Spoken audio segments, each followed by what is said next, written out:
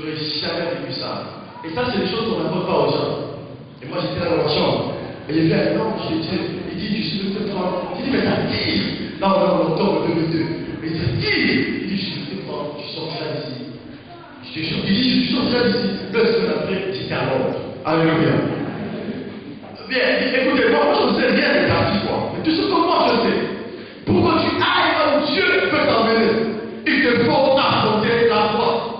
Si tu es assez fort pour rester dans ton problème, mais pas assez fort pour déclencher le processus de sortir de cette situation négative, c'est que tu n'es pas assez fort pour ton destin. Je ne sais pas si tu me comprends.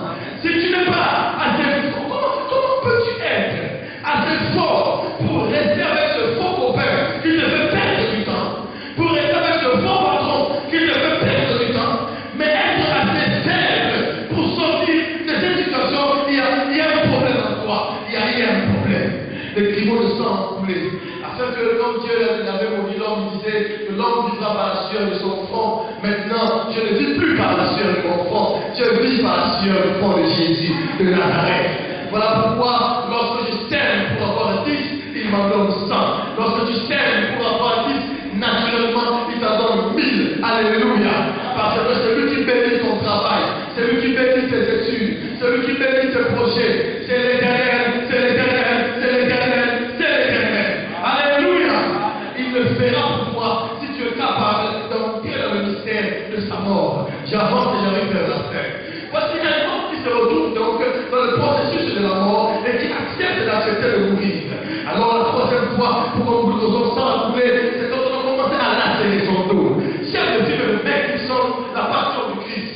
On montre le fouet, cherche ce fouet-là, ce fouet avec le clou qui est en train d'attacher la chair. La croix a un résultat dans la chair. La croix fait une fois avec la santé. La croix est une expérience traumatisante. La croix, ce ne sont pas les épreuves et les difficultés de votre Dieu dans la vie d'une semaine. Frère, la croix, tu la sentiras dans tes os. La croix, tu sentiras que je suis crucifié. Et qu'on m'a tellement cloué là, que même si je suis sorti, je n'arriverai pas. Je suis condamné à vivre là. Et comme ça, on commence à bâtisser pour lui une couronne. On dit qu'il est roi, et le roi est en train de couronner. Alors on dit une couronne. En fait, cette couronne ronge et en épine. Oh, Dieu avait dit dans le jardin d'Éden, à cause de toi, la terre produira des ronces et des épines. Il est parlé alors, il disait, la malédiction de la pauvreté agira. Au moment où tu planteras pour avoir le résultat, tu auras des ronces et des épines. Et en Israël, chaque fois qu'il y avait des ronces et des épines dans le pays, on disait, wow, l'Éternel a maudit notre moisson. L'Éternel n'est pas content. Quelque chose qui est bon, quelque chose ne marche pas bien. Il faut que Dieu puisse intervenir. Et c'est ainsi comme cela que le fois il revenait à l'Éternel. Alors pour que moi, je n'ai jamais à vivre de la pauvreté. Le sang a coulé au travers de sa tête. Mais pas à cause du problème mental qu'il a fait. Mais tout simplement à cause du fait que moi, je n'allais plus souffrir de ronces et des épines de la pauvreté. Car la pauvreté, c'est mal. La pauvreté, beaucoup de gens sont blessés par les blessures de la pauvreté. C'est la pauvreté qui fait que le fois en Afrique, on pense que la solution c'est être opposant. Et les gens aiment les opposants, des grands opposants et les résistants. Ce sont les pépites de la pauvreté qui te disent que ta seule solution c'est d'être résistant, combattant, c'est d'être ces choses-là. Si tu es combattant, même pour avoir une vie de militaire, on va parler. Alléluia. Alléluia. Tu n'as pas besoin de cela pour ton futur. Tu as d'abord besoin de découvrir le plan de Dieu pour ta vie. Dieu ne t'a pas envoyé dans le monde pour résoudre tous les problèmes de la terre. Dieu t'a envoyé pour la terre un plan précis par rapport à ta vie. Découvre d'abord le plan de Dieu pour ta vie avant de te battre pour le plan de Dieu pour le Congo. Découvre d'abord le plan de Dieu pour ta vie avant de te battre pour le plan de Dieu pour l'Afrique. Découvre d'abord le plan de Dieu pour ta vie. Alléluia. Est-ce que je peux prophétiser? La couronne de vie est plantée afin que la malédiction de la mort, la pauvreté. La pauvreté fera que tu exploites dans ton voisin comme l'avant. Voici un homme qui a même vendu sa sœur entre qui aimait. Il rentre le soir, il voit le chameau et les richesses. Il s'appartient à qui? On dit à un serviteur d'Abraham. Ah, quoi? Qu'est-ce qui se passe? On dit que son fils veut une fille. La Bible dit appelle sa sœur. Le mec a dit, il dit, tiens. J'ai vu là-bas des chameaux. J'ai vu des richesses. Tu dis quoi? Tu pars ou tu restes? La fille dit je pars. Gloire à Dieu, pars. Et lui, le frère, il reste. Moi, je dirais les choses, je ne pense pas que c'est de la Bible. Je demande absolument mon option. Je crois que c'est une très grande Michel Abraham était vraiment béni. Et je crois que la coutume de l'époque, c'est aussi de l'autre frère, de la femme, quelque chose quand elle se marie. Et ce gars commence à prospérer. Plusieurs années plus tard, son neveu Jacob vient. C'est son neveu. Mais ce monsieur a tellement la mentalité d'exploiter les autres. La mentalité de la pauvreté fera que tu verras ne jamais sortir ton argent, mais toujours prendre l'argent de l'autre. Tu penses qu'en prenant l'argent de l'autre, tu l'exploites. Mais comme je dis, qui utilise qui dans l'économie? Car celui qui te donne est en train de t'utiliser. Car Dieu le bénira par qui t'a donné. Je ne sais pas si tu me comprends. Qui exploite qui utilise qui dans cette histoire des données. Et donc c'est ainsi que les gens, pour pouvoir moissonner, ils doivent planter sur une bonne terre. Et les enfants, quand ils te ouvrent un vrai homme de Dieu, ils ouvrent et ils plantent dans ta vie. Pourquoi? Parce qu'ils savent que là au moins, je moissonnerai. Alléluia. Alléluia. Voilà mon Jésus de Nazareth qui est en train d'expérimenter la foi. Là-bas, lui, il a appris seulement à exploiter les autres. Un jour, il a dit à Jacob, tu sais, l'Éternel m'a béni à cause de toi. Je le présente de manière occulte. Un adorateur des idoles qui reconnaît que Dieu m'a béni à cause de toi. L'ange dira un jour à Jacob, j'ai vu comment 10 fois là-bas changer ton salaire. Même au moment de le payer quand tu travailles, tu l'exploites, c'est pas grave. Il y a un Dieu qui voit et qui rendra à chacun selon ses œuvres. Il y a un Dieu qui voit. La pauvreté fera que tu es déjà épargné. Or, à celui qui épargne de trop, la Bible dit qu'il est en train de s'appauvrir. Dieu doit libérer ta pensée. Dieu doit libérer ta tête. Dieu doit libérer ta manière de... Oh, libère ta pensée. Il y a un moment, je libère ma pensée. La Bible dit maintenant, je saute mon bout d'étape. Je saute sur mon désiré. Mais tout ce que je pourrais dire, c'est que quand l'Éternel verra que tu n'arriveras plus à supporter la croix, parce que tu es bien fatigué, il enverra un secours pour toi. Ce sera sur la forme des hommes et des dieux, d'une femme et des dieux, mais surtout ce sera le Saint-Esprit. Et le Saint-Esprit viendra, il te soutiendra. Car il ne permettra jamais que tu aies une preuve qui est au-delà de ta capacité de résister. C'est ainsi que Simon l'Esprit est venu pour l'aider. Et Jésus, pour te dire la Bible dit que le sang coule tout au long du chemin. Le sang coule.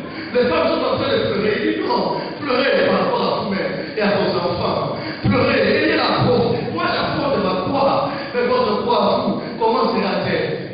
C'est comme cela qu'il dit à la femme. Si on tient ainsi le bois vert, que fera-t-on au bois sec? Si Jésus dit un bois vert, ça veut dire que pas prêt pour être jeté au feu ni interrompu, parce qu'il a la vie, les eaux et le rocher de Dieu à lui.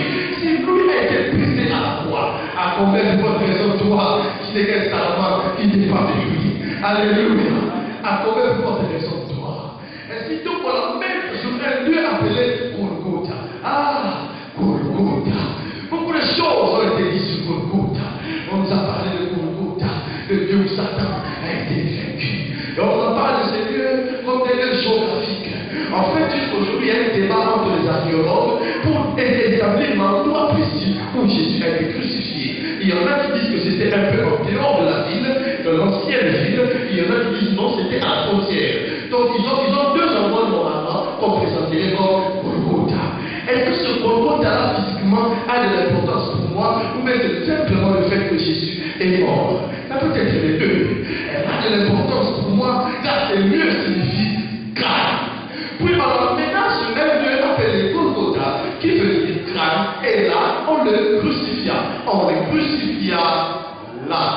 Le combat entre le ciel et le ténèbres, entre le royaume de Dieu et le royaume de Satan, a eu lieu en un endroit appelé Golgotha. Le village où le coup se sont donnés et Jésus était vainqueur a eu lieu en un endroit appelé Crâne, qui veut dire le lieu de la pensée. C'est là que nous revenons encore à la monumentale. Bien-aimé dans le Seigneur, ce n'est pas le moment où tu entres dans la chambre avec une femme dans la maison d'hôtel, tu commets l'adultère. Ce n'est pas en ce moment-là que tu as péché. Tu as péché au moment où tu as été vaincu dans ta pensée, quand tu te posais la question entre l'appeler ou ne pas l'appeler. Et puis si tu t'es dit je vais l'appeler, c'est là déjà que tu as été vaincu. Nous sommes dans la pensée de l'homme que la victoire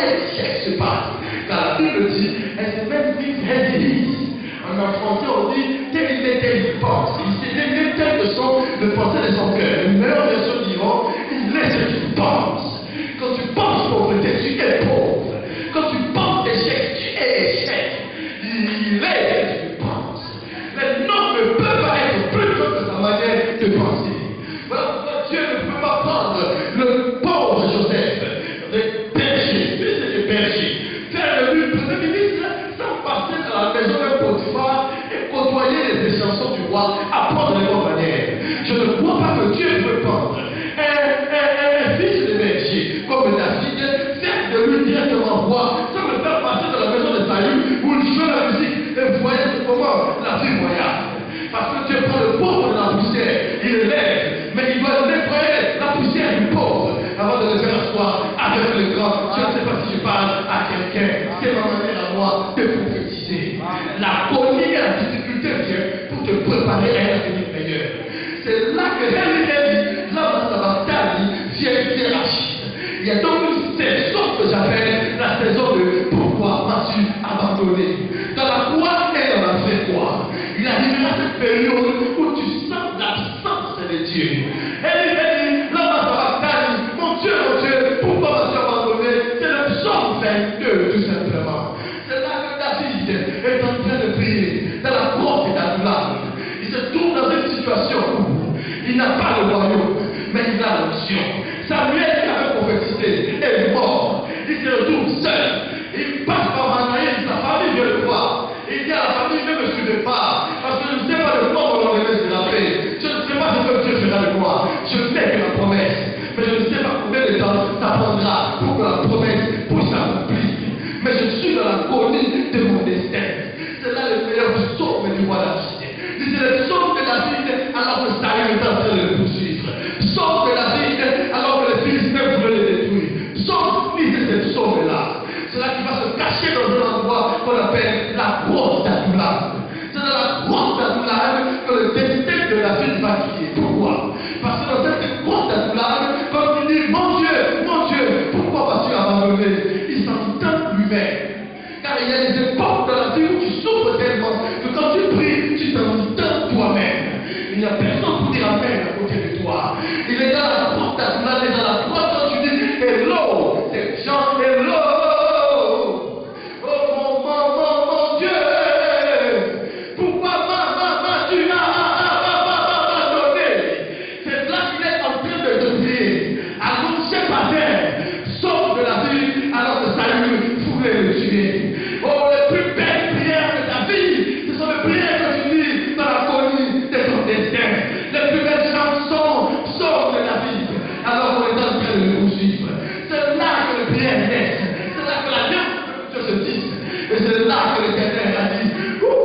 Ce garçon, il risque de perdre la tête.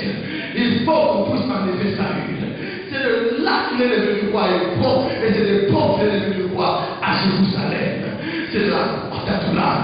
Et c'est un roi perdu où tu es seul, dans une grotte. Et puis tu te demandes quoi mon demain sera fait. On m'a dit que j'ai la promesse. Ok, j'ai la promesse.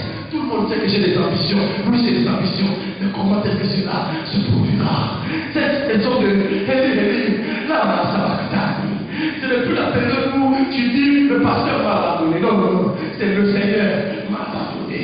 Je prie, je pas de résultats. J'informe le ciel et fait les paix. Et les rêves sur ma tête. Et les rêves. Là, ça va t'arriver. Le miracle de sa vie était aussi grand que le miracle de sa mort. Parce que dans sa vie, nous avons vu la manière dont il est né. Il a marché sur le seau, ressuscité les morts. On a vu la puissance de Dieu, le grâce de Jésus, la puissance de Dieu dans son corps. On a vu le Père de Dieu, multiplier le Père. On a vu la gloire de Dieu dans son corps. La capote. Et le chercheur dit, nous avons pu voir la gloire, la capote, la chikina. Nous avons